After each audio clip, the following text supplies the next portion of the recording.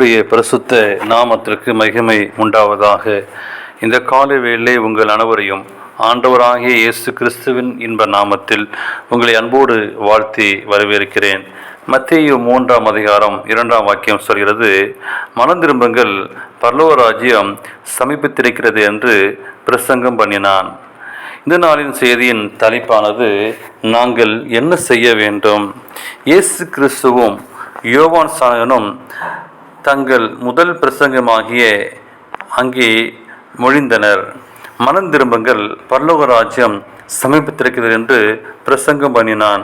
மத்தேயு 3:2 வாசிக்கிறோம். அது முதல் இயேசு மனம் திரும்புங்கள், பரலோக ராஜ்யம் சமீபத்திருக்கிறது என்று பிரசங்கிக்க தொடங்கினார். இயேசு நம்முடைய சீசர்களுக்கு பிரசங்கமடிக்க சொல்லியதும் இதுவே. காணாமல் போன ஆடுகளாகிய இஸ்ரவேல் வீட்டாருக்கு போங்கள், போகையில் பரலோக ராஜ்யம் சமீபித்திருக்கிறது என்று சொல்லி பிரசங்கியல் என்றார். பாவத்திலே வாழும் மனக்குலத்திற்கு தேவனுடைய அன்பையும் இரக்கத்தையும் நீங்கள் நானும் ஆசீர்வாதங்களையும் பெற்றுக்கொள்ள இறைவனை நோக்கி எடுத்து வைக்கும் முதல் அடிதான் மனம் திரும்புதல். இது உண்மையான முழுமையான திரும்புதலாகும். அவசியம்.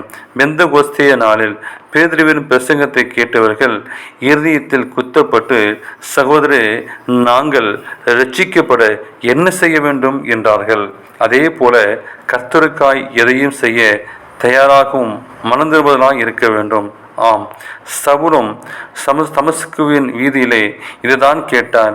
இதை அவர்கள் கேட்டபொழுது இருதயத்திலே குத்தப்பட்டவனாகி பேதுவையும் மற்ற அப்போஸ்தலரையும் பார்த்து, சகோதரே, நாங்கள் என்ன செய்ய வேண்டும் என்றார்கள். சிறைச்சாலையுடைய கேள்வியும் இதுவே. அவர்களை வெளியே அடைத்து ஆண்டவருமாறு ரட்சிக்கப்படுவதற்கு நாங்கள் என்ன செய்ய வேண்டும் என்றான்.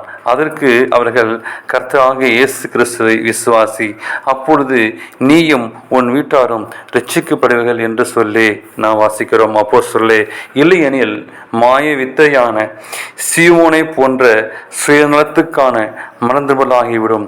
பேதுரு அவனை நோக்கி, தேவனுடைய வரத்தை பணத்தினாலே சம்பாதித்துக் கொள்ளலாம் என்று நீ நினைத்தபடியால் உன் பணம் உன்னோடு கூட நாசமாய் போக கடவது.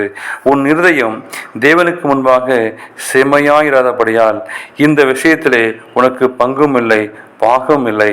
ஆகையால் நீ ஒரு துன்கணத்தை விட்டு மனம் திரும்பி தேவ நோக்கி வேண்டிக்கொள். ஒருவேளை உன் இருதயத்தின் எண்ணம் உனக்கு மன்னிக்கப்படலாம். நீ கசப்பான பிச்சிலும் பாவக்கட்டிலும் அகப்பட்டிருப்பதாக காண்கிறேன் என்றால். ஆம், தேவனுக்கு பிரியமான பிள்ளைகளே, இந்த காலவேளை நாம் ஒப்பு கொடுத்து நம்முடைய வாழ்க்கையில் இருக்கிற குற்றங்கள், பாவங்கள், பிரச்சனைகள் எல்லாம் மாற, ஆண்டவரே, நாங்கள் என்ன செய்ய வேண்டும் என்று சொல்லி நாம் குடும்பமாக ஆண்டவர் சமூகத்திலே ஒப்பு கொடுப்போம்.